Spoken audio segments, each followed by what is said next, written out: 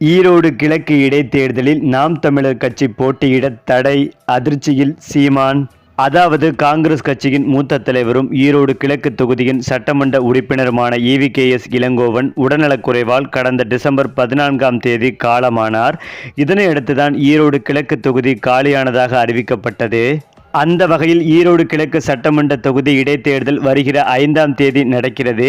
இதற்கான ஏற்பாடுகள் தீவிரமாக நடைபெற்றும் வருகின்றன.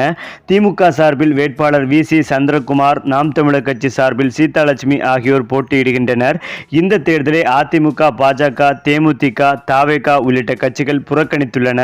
மேலும் திமுக சார்பில் VC சந்திரகுமார் உதயசூரியன் சின்னத்திலும், நாம் தமிழர் கட்சி சார்பில் சீதாலட்சுமி மைக் சின்னத்திலும் போட்டியிடுகின்றனர்.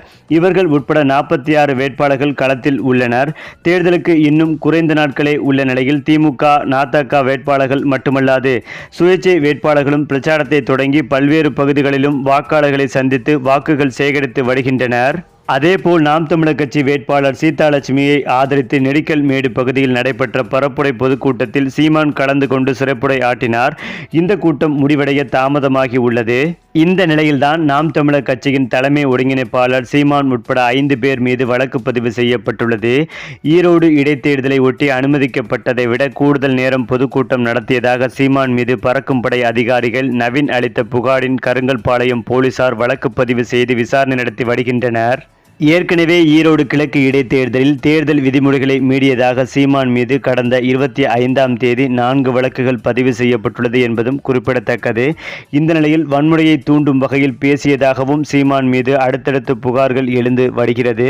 மேலும் நேற்று நடந்த பொதுக்கூட்டத்தின் போது பெரியார் கையில் வைத்திருப்பது வெறும் வெங்காயம்தான், என் தலைவன் பிரபாகரன் கையில் வைத்திருப்பது வெடிகுண்டு, பெரியாரின் வெங்காயத்தை என் மீது வீசு, நான் என் தலைவன் தந்த வெடிகுண்டை உன் மீது வீசுவேன், என்ன நடக்கும் என்று பார்ப்போம், உன்னை புதைத்த இடத்தில் புல் கூட முளைக்காது என்று சீமான் பேசியது பெரும் சர்ச்சையை ஏற்படுத்தி வருகிறது. சீமானின் இந்த பேச்சுக்கு திமுகவினரும் பொதுமக்களும் பலரும் சமூக வலைதளங்களில் கண்டனங்களை தெரிவித்தும் வருகின்றனர். அது மட்டுமில்லாமல் பெரியார் குறித்து அவதூறாக ஈரோடு சட்டமன்ற தொகுதியான அவருடைய சொந்த மண்ணிலேயே முன்னுக்கு பின் முரணான கருத்துக்களை தெரிவித்து பொதுமக்களை வேண்டுமென்றே கோபத்தில் ஆழ்த்தி வருகிறார் சீமான். இதனால் சீமான் பிரச்சாரத்திற்கும் தடை விதிக்க வேண்டும், சீமான் ஈரோட்டிற்கு வரவே கூடாது என்று பொதுமக்களும் கண்டனங்களை தெரிவித்து வருகின்றனர்.